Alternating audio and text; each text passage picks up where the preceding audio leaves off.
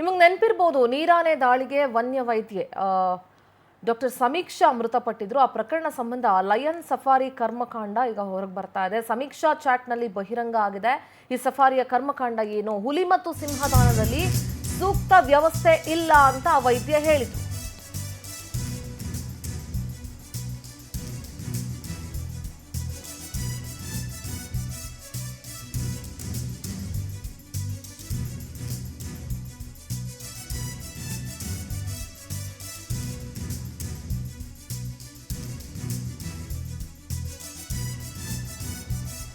ನೋಡಿ, ಆ ಮೂಲಭೂತ ಸೌಕರ್ಯ ಒದಗಿಸುವಂತೆ ಒಂದು ವಿಡಿಯೋದಲ್ಲಿ ಸಮೀಕ್ಷಾ ಅಂದ್ರೆ ಚಾಟ್ ಅಲ್ಲಿ ಮನವಿ ಮಾಡ್ಕೊಂಡಿದ್ರು. ವೈದ್ಯಾಧಿಕಾರಿ ಮುರಳಿ ಮನೋಹರ್ ಜೊತೆ ಪತ್ರ ಬರೆದಿದ್ರು ಸಮೀಕ್ಷಾ. ಪ್ರಾಣಿ ಸಂಗ್ರಹಾಲಯದಲ್ಲಿ ಸಂವಹನ ವ್ಯವಸ್ಥೆ ಸಂಪೂರ್ಣ ಕುಸಿದೋಗಿದೆ. ಭದ್ರಾಗೆ ಅಳವಡಿಸಲಾಗಿದ್ದ ನೈಟ್ ಕ್ಯಾಮೆರಾ ರೀಚಾರ್ಜ್ ಆಗಿಲ್ಲ. ಪ್ರಾಣಿಗಳಿಗೆ ಚಿಕಿತ್ಸೆ ನೀಡುವ ಆಸ್ಪತ್ರೆಯಲ್ಲಿ ಮೂಲಭೂತ ಸೌಕರ್ಯ ಇಲ್ಲ. ಆಸ್ಪತ್ರೆಯಲ್ಲಿ ಆಪರೇಷನ್ ಟೇಬಲ್ ಇರಲಿ, ದೀಪಗಳಾಗಿರ್ಲಿ, ಕನಿಷ್ಠ ಸಿಂಕ್ ಕೂಡ ಇಲ್ಲ.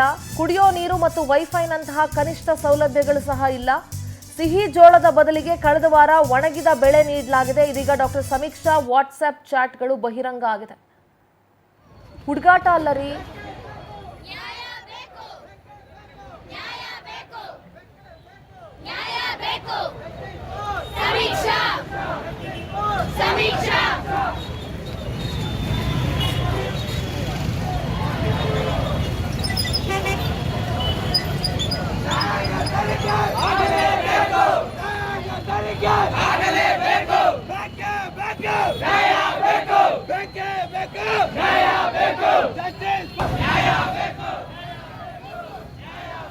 ನೀವು ದೃಶ್ಯಗಳಲ್ಲಿ ಗಮನಿಸ್ತಾ ಇರಬಹುದು.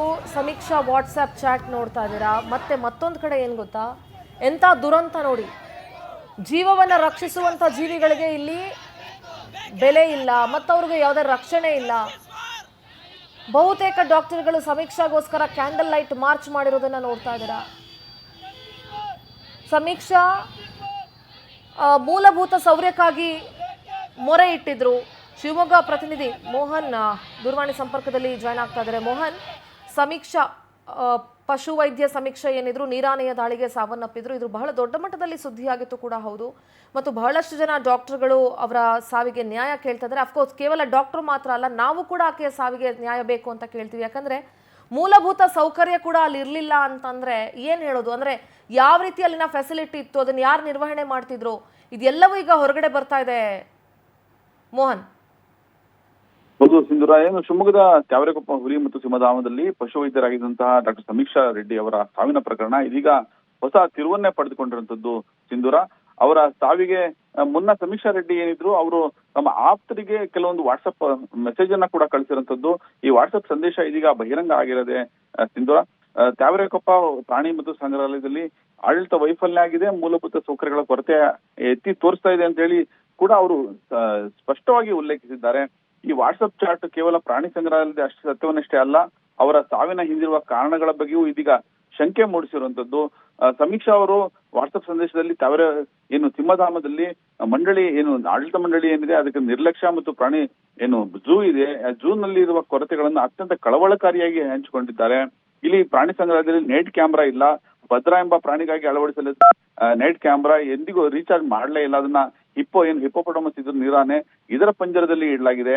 ಕೀಪರ್ ಅದನ್ನ ಕೇವಲ ಅವತ್ತು ಏನು ದಾಳಿಯಾಗಿತ್ತು ನೀರಾನೆ, ಆದ್ರೆ ಹಿಂದಿನ ದಿನ ಅಷ್ಟೇ ರೀಚಾರ್ಜ್ ಮಾಡಿದ್ದಾರೆ ಅಂತ ಹೇಳಿ ಕೂಡ ಉಲ್ಲೇಖಿಸಿರುವಂತದ್ದು. ಇಲ್ಲಿ ಏನು ಆಸ್ಪತ್ರೆ ಇದೆ ಝೂನಲ್ಲಿ ಪ್ರಾಣಿಗಳಿಗೆ ಚಿಕಿತ್ಸೆ ನೀಡುವ ಆಸ್ಪತ್ರೆಯಲ್ಲಿ ಮೂಲಭೂತ ಸೌಕರ್ಯಗಳ ಕೊರತೆ ಇದೆ ಅಂತ ಸ್ಪಷ್ಟವಾಗಿ ಅವರು ಉಲ್ಲೇಖಿಸಿದ್ದಾರೆ. ಆಪರೇಷನ್ ಟೇಬಲ್ ಇಲ್ಲ, ದೀಪಗಳು ಇಲ್ಲ ಸರಿಯಾಗಿ, ಕನಿಷ್ಠ ಸಿಂಕ್ ವ್ಯವಸ್ಥೆ, ಕೈ ತೊಳೆಯೋಕೆ ಸಿಂಕ್ ಕೂಡ ವ್ಯವಸ್ಥೆ ಇಲ್ಲ ಅಂತ ಹೇಳಿ ಬರ್ದಿರುವಂತದ್ದು. ಜೊತೆಗೆ ಕುಡಿಯುವ ನೀರು, ವೈಫೈನಂತಹ ಕನಿಷ್ಠ ಸೌಲಭ್ಯಗಳು ಸಹ ಇಲ್ಲದೆ ಇರುವಂತದ್ದು ತಮ್ಮ ಸಂದೇಶದಲ್ಲಿ ಸ್ಪಷ್ಟಪಡಿಸಿದ್ದಾರೆ. ಇದ್ರ ಜೊತೆಗೆ ಏನು ಪ್ರಾಣಿಗಳಿಗೆ ಆಹಾರ ನೀಡುತ್ತಾರೆ, ಮತ್ತೆ ಪ್ರಾಣಿಗಳಿಗೆ ತಪಾಸಣೆಗೆ ಬಂದಾಗ ಕಳಪೆ ಸಾರಿಗೆ ವ್ಯವಸ್ಥೆ ಕೂಡ ಇದೆ. ಜೊತೆಗೆ ಕಳೆದ ವಾರ ಸಂಪೂರ್ಣವಾಗಿ ಒಣಗಿದ ಬೆಳೆಯನ್ನ ಪ್ರಾಣಿಗಳಿಗೆ ನೀಡಲಾಗಿದೆ ಅಂತ ಕೂಡ ಆರೋಪ ಮಾಡಿರುವಂತದ್ದು. ಆಹಾರ ಗುಣಮಟ್ಟದ ಬಗ್ಗೆ ಮಾಹಿತಿ ಕೂಡ ಅವರು ನೀಡಿರುವಂತದ್ದು ವಾಟ್ಸಪ್ ಚಾಟ್ ನಲ್ಲಿ. ಜೊತೆಗೆ ಗುಣಮಟ್ಟದ ಆಹಾರ ಜೊತೆಗೆ ಪರ್ಯಾಯ ವ್ಯವಸ್ಥೆ ಕಾಯ್ದುಕೊಳ್ಳುವಲ್ಲಿ ಆಗುತ್ತಿರುವ ನಿರ್ಲಕ್ಷ್ಯದಿಂದಾಗಿ ಪ್ರಾಣಿಗಳಿಗೆ ಆಹಾರವೇ ಇಲ್ಲದಂತಾಗಿದೆ. ಇವೆಲ್ಲವೂ ಆಸ್ಪತ್ರೆ ಒಳರೋಗಿಗಳಾಗಿ ಚಿಕಿತ್ಸೆ ಪಡಿತರಂತದ ಉಡಾ ಮತ್ತು ಭದ್ರಾ ಅಂತ ಪ್ರಾಣಿಗಳನ್ನ ನೋಡಿಕೊಳ್ಳಲು ರಾತ್ರಿ ಪಾಳಿಯ ಕೀಪರ್ ಕೂಡ ಇಲ್ಲದೆ ಇರುವಂತದ್ದು. ಜೊತೆಗೆ ಏನು ಗನ್ ಏನಿದೆ, ಗನ್ ಕೂಡ ವ್ಯವಸ್ಥೆ ಇಲ್ಲ. ಇಲ್ಲಿ ಗನ್ ಏನಿದೆ, ಶಾರ್ಟ್ ಗನ್ ಇರುತ್ತೆ, ಆ ಶಾರ್ಟ್ ಗನ್ ಕೂಡ ಸೋರ್ತಾ ಇದೆ ಅನ್ನೋದು ಕೂಡ ಅವರು ಸ್ಪಷ್ಟವಾಗಿ ಉಲ್ಲೇಖಿಸಿದ್ದಾರೆ.